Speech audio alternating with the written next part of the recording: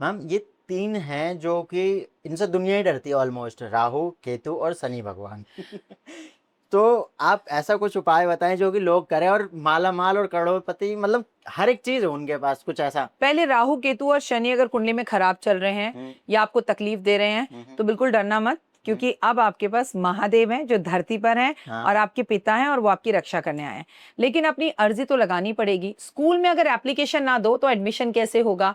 अगर आप कॉलेज में एडमिशन के लिए एग्जाम ना दो तो कॉलेज में एडमिशन कैसे होगा? तो कहीं ना कहीं अर्जी लगानी पड़ती है। तो महादेव इस वक्त धरती पर हैं।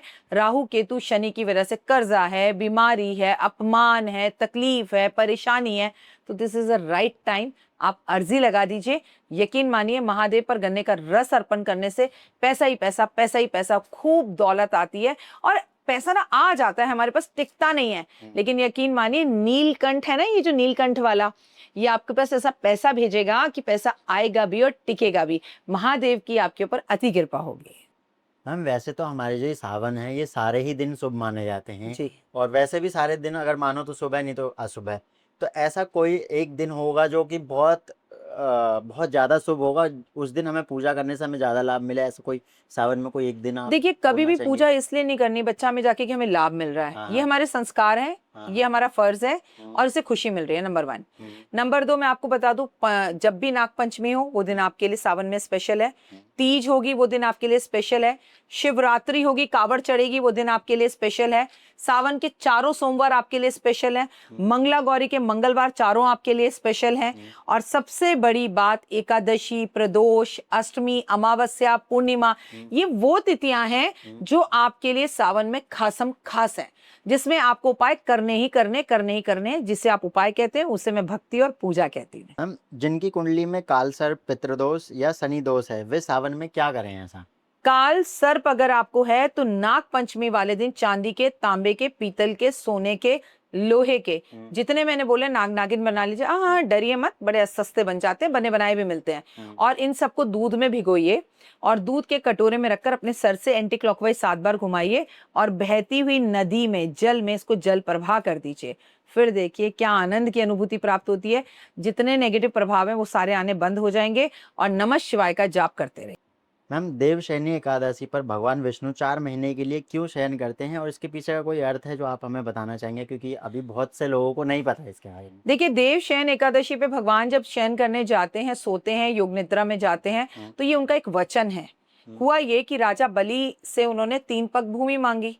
हुँ, पहले पग में राजा बलि ने जब उन्हें भूमि दी तो उन्होंने पूरी की पूरी पृथ्वी और स्वर्गलोक ले लिया। हुँ, दूसरे लोक में जब भगवान से उन्होंने दूसरा पग भगवान जी ने रखा हुँ, तो उन्होंने पूरा का पूरा पाताल लोक ले लिया। हुँ, तीसरा पग आने की बात हुई, कहाँ रखें? सारी दिशाएं, 8 दिशाएं सब उन्होंने ले ली। हुँ, तो राजा बलि ने अपना सर दिया। भगवान बड़े प्रसन्न हुए। भगवान ने बोला तुम क्या चाहते हो? तो हाँ, बोले मैं बस ये चाहता हूँ कि अब आप मेरे पास मेरे होकर रहो। हुँ, अब ये माता लक्ष्मी तो बड़ी परेशान हो गई कि ये तो मेरे से मेरे विष्णु ही छीन रहे हैं। हाँ, तो उन्होंने तुरंत राखी जो है राजा हाँ, बलि को बांधी अच्छा, और बोलकर बोला मेरे मेरे पति को मेरे पास ही रहने दो। हुँ, तो उन्होंने कहा ठीक है, मैं आपके पति को आप ही के पास रहने दूंगा, पर ये वचन दे मुझे हुँ, कि साल में 4 महीने, हुँ, ये आषाढ़ के महीने से लेके कार्तिक की जो है देव उठावन एकादशी तक हाँ, ये मेरे पास ही रहेंगे पाताल लोक में। तो अच्छा, वो वहीं जाकर अपने 4 महीने के वचन को निभाने के लिए, अपने भक्त के वचन को निभाने के लिए अच्छा, भगवान सोने जाते हैं। हाँ, और जब वो सोने जाते हैं, आराम करने जाते हैं, हाँ, पालन करता है, तो बाकी समस्त देवी देवता इस भूमि को चलाते हैं। ओके। मैम इसके पीछे एक चीज़ और है कि क्या सच में देवशयनी से जो बहुत सारे लोगों की किस्मत बदलती है, ऐसा कुछ उपाय? बेटा मैं आपको बताती हूँ, देव शयन एकादशी पे जैसे भगवान विष्णु सोने जाते हैं, जो करता धरता है हमारे, हमारा सब कुछ वही कहा है। हाँ, हाँ, तो हाँ, हमारे यहाँ पर मुंडन संस्कार, हुँ, शादी का संस्कार, हमारे यहाँ पे विवाह, गृह प्रवेश, गाड़ी खरीदना, हाँ, सगाई करना, ये सब बंद हो जाता बंद है। हो जाता है। किसान खेती करता है क्योंकि उसको शादी वादी में जाना ही नहीं है, वो हाँ, अपना पूरा टाइम अपनी दौलत में, कमाई में लगाता है। हुँ, और वो बारिश हो रही होती है, हुँ, उसकी फसल उग रही होती है, हाँ, और आप और हम सब भक्ति कर रहे होते हैं। केदारनाथ, बद्रीनाथ, अमरनाथ की यात्राएं चालू होती यात्राएँ हैं। चालू तो होती ये हैं। 4 महीने जो है ना, हाँ, पूजा पाठ, आराधना, अर्चना के हैं। हुँ, और इसमें आपकी सोई हुई किस्मत जाग सकती है, क्योंकि सबसे पहले आपके पास सावन आता है, हाँ, फिर भादो आता है, हुँ, फिर आश्विन आता है, फिर फिर कार्तिक आता है। कार्तिक आता है। तो ये 4 महीने गजब है। हम चतुर्मास में कौन-कौन से काम करने की मनाही है और वो क्यों है? मैंने आपको बताया जब भगवान विष्णु पालन करता है, आपकी शादी में भगवान विष्णु का होना जरूरी है, हम उनकी आराधना अर्चना करते हैं, वो ही हमारे जो है, जिसे कहते हैं ना कि मैं हाजिर नाजिर मान के भगवान को गीता की कसम खाता हूँ, तो भगवान विष्णु पालन करता है, ठीक है। और भगवान शिव हमें लेकर जाते हैं, आपने देखा ना जितने भी शमशान घाट है वहां शिव की फोटो है, और ब्रह्मा हमारी किस्मत लिखने का काम करते हैं। तो जो हमें पाल रहा है, आपके पिताजी घर पे ना हो, आपकी शादी हो जाएगी? वेट करोगे ना? तो हमारे सबके पिता सबसे पहले कौन है? भगवान विष्णु। वो है ही नहीं, वो सो रहे हैं, वो योग निद्रा में, वो पाताल लोक में, वो समुद्र में, तो भैया शादी कैसे होगी? तो आप सबसे पहली बात, शादी नहीं होगी, मुंडन नहीं होगा, गृह प्रवेश नहीं होगा, सगाई नहीं होगी, मंगनी नहीं होगी। बाकी आप अपना जन्मदिन बनाइए, एनिवर्सरी बनाइए, बाकी पूजा पाठ आराधना अर्चना, ये 4 महीने बेसिकली सिर्फ आपकी शादी, मुंडन, संस्कार, गृह प्रवेश मना है, लेकिन पूजा पाठ आराधना अर्चना यात्राएं कुछ मना नहीं है। इसका कई करोड़ गुना फल मिलता है। पूरे साल कुछ मत करो, पर 4 महीने में अगर आप पूजा कर लेते हो तो आपको पूरा साल पूजा करने की जरूरत नहीं है। ओके मैम, ऐसा कुछ लोग कहते हैं कि व्रत रखोगे तो ज़्यादा फल मिलेगा, व्रत नहीं रखोगे तो ज़्यादा फल नहीं मिलेगा, या फिर कुछ भी नहीं मिलेगा, तो क्या ये सच है? आप मुझे सिर्फ इतना बता दीजिए कि मेरी राधा ने कृष्ण को पाने के लिए कौन सा व्रत रखा? व्रत रखें तो आप अपने पे संयम कर रहे हैं।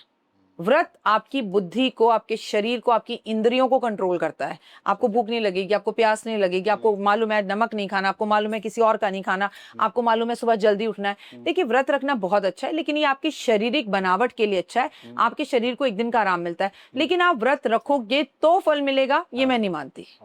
आप व्रत मत रखो, लेकिन लाखों श्रद्धालु शिव मंदिर आएंगे और लोटे पे लोटा चढ़ेगा, पूरा मंदिर गीला होगा। भैया तो जाओ ना, मंदिर साफ करो, झाड़ू लगाओ, पोछा लगाओ, तो आप सेवा भाव रखो। अच्छा, वो अच्छा रहेगा। ओके मैम, क्या देवसैनी पे जो हमारी तुलसी माता जी हैं, उनका पूजा करना वर्जित है या फिर कर सकते हैं ऐसा कुछ? क्योंकि मैंने एक जगह देखा है ऐसा कि मना करते हैं। देखो, मैं आपको एक बता दूं, लोक लोक की कथा, और हम 4-50 किलोमीटर जाते हैं तो हमारी भाषा बदल जाती है, हम भारतीय हैं। तो कई जगहों पर ऐसा हो सकता है, पर शास्त्रों में ऐसा पूजा लक्ष्य माता तुलसी की वर्जित नहीं है। बल्कि इस टाइम पर कई लोगों को मैंने सुना है, मैम भगवान विष्णु तो सो रहे हैं, फिर हम सत्यनारायण भगवान की कथा क्यों करें, हम विष्णु सहस्त्र नाम क्यों करें? अरे भगवान आपकी मेरी तरह बिस्तर लेकर नहीं सोते हैं, भगवान योग निद्रा में है। जैसे शिव हमेशा ध्यान में रहते हैं, तो वो योग निद्रा में, इसी टाइम पे तो उनको ध्यान करके पूजा करनी है कि मैं पालन करता इस वक्त इनके बीच में भी नहीं हूं, तब भी मेरी पूजा हो रही है, मेरी आराधना हो रही है। और आपको बता दूं, आगे पीछे सत्यनारायण भगवान की कथा का इतना सा फल, और इस 4 महीने में इतना सारा फल। तो तुलसी की पूजा पूरे 4 महीने होती है, सावन, भादो, अश्विनी और कार्तिक। बिल्कुल बेकार है, बल्कि कार्तिक में तो उनका विवाह भी होता है। हम एक थोड़ा सा प्रोसेस पूछना चाहूँगा, क्योंकि बहुत सारे लोगों को नहीं पता, देवसैनी से लेकर देवउठनी एकादशी तक तुलसी पूजा कैसे करनी चाहिए, कोई विधि हो आप बताना चाहेंगे? देखिए, पहले मैं आपको बता दूं, जैसे आपके माँ ने आपको बचपन से तुलसी पूजा सिखाई है, पहले तो देवशयनी एकादशी से ही माँ को एक चुन्नी अर्पण करें। आपके हमारे घर में तुलसी आंगन में जरूर होनी चाहिए, लेकिन जिस तुलसी की हम पूजा करते हैं उसे तोड़ तोड़ कर चाय में बनाकर मत खाइए। वो आपकी देवी है, वो आपकी बेटी है, ठीक है। उसका आपको विवाह करना है, उसे विदा करना है। आपके घर के आसपास बहुत तुलसी होनी चाहिए। अगर आप मेरे घर, मेरे ऑफिस के पास कभी आए, तो मेरे घर के आसपास सराउंडिंग में आपको 1000 से ज्यादा तुलसी अब दिखेंगी। मैं हर बार तुलसी लगाती हूँ, फिर वो सर्दी में मुरझा जाती हैं, फिर मैं तुलसी लगाती हूँ, लेकिन तुलसी बहुत होनी चाहिए। लेकिन सिर्फ एक तुलसी होती है जिसकी आप पूजा करते हैं। आपके घर में रामा, श्यामा, कपूर तुलसी, बंगाल की तुलसी सब होनी चाहिए, और आपको एक की पूजा करनी है। और जिसकी आप पूजा कर रहे हैं वो रामा श्यामा दोनों को एक गमले में लगाइए, घी का शाम के टाइम पे दिया जलाइए, उनकी परिक्रमा करिए गमले की, आप जो है चारों तरफ तुलसी माँ की परिक्रमा करिए, और माँ को श्रृंगार की हर रोज एक चीज अर्पित कीजिए। और फिर कोई 9 वर्ष की छोटी बच्ची आपको दिखे तो इस 4 महीने में वो चीज उसको समर्पित करते रहेंगे। मैम, ऐसा कहते हैं कि तुलसी जी की विवाह भी किया जाता है, तो क्या इसके पीछे का क्या लॉजिक है? इसका पीछे कोई आध्यात्मिक लॉजिक है या फिर क्या है ये उनकी? देखिए, हमारे शास्त्रों में, हमारे पुराणों में हर चीज का एक धार्मिक महत्व है।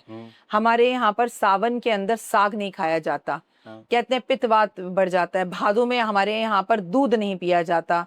हमारे यहाँ पर हर चीज का एक रीजन है, और वो रीजन बेईमानी नहीं है, उसका समय का रीजन। दूध दही शहद के अंदर गाय क्या खाएगी, घास खाएगी, तो कीड़े हो जाते हैं, तो दूध दही शहद सावन भादों में कम लो। आपको बता दूं कि जलंधर की पत्नी थी वृंदा, और वृंदा को जगत कल्याण के लिए जलंधर जो थे ना, इसलिए नहीं मर पा रहे थे शिव से और देवताओं को नुकसान पहुंचा रहे थे क्योंकि उनकी पत्नी पतिव्रता थी। तो उनका पतिव्रतापन खत्म करने के लिए माता पार्वती ने भगवान विष्णु को भेजा। जब ये बात वृंदा को पता चली तो उसने श्राप दे दिया कि आप जाकर शालिग्राम बन जाओ, पत्थर बन जाओ। तो भगवान विष्णु शालिग्राम बन गए और वो जो है खुद जाकर आग में, अग्नि में जलकर भस्म हो गई वृंदा। तब भगवान ने उन्हें वरदान दिया कि तुम अगले जन्म में तुलसी बनोगे और मैं तुम्हें अपनी पत्नी बनाकर विवाह करूंगा। ये कहानी है। इस पृथ्वी पे मेरे ख्याल से जहाँ तक मैं रहता हूँ और भी बहुत सारी जो महिलाएं हैं वो संतान सुख से ले बहुत ज़्यादा पीड़ित रहती हैं। वो बहुत इलाज करवाती रहती हैं, 10-10 साल हो जाता है उनका हो नहीं पाता। तो मैम आपके बहुत अच्छे उपाय होते हैं, इसलिए मैंने सोचा कि आप बताओ कुछ। बहुत अच्छा सवाल पूछा तुमने, जगत कल्याण के लिए पूछा। देखो बेटा, शिव एक परिवार है।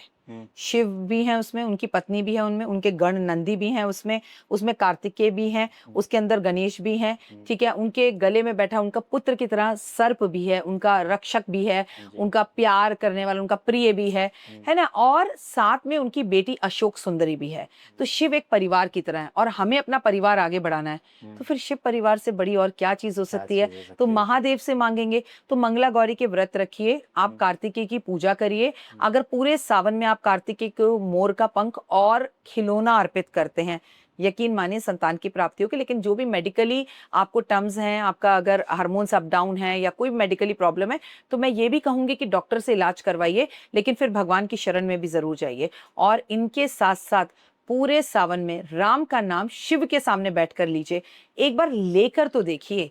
मतलब असाध्य, असंभव चीज भी वो आपको दे देंगे अगर आप शिव के सामने राम जाप करते हैं।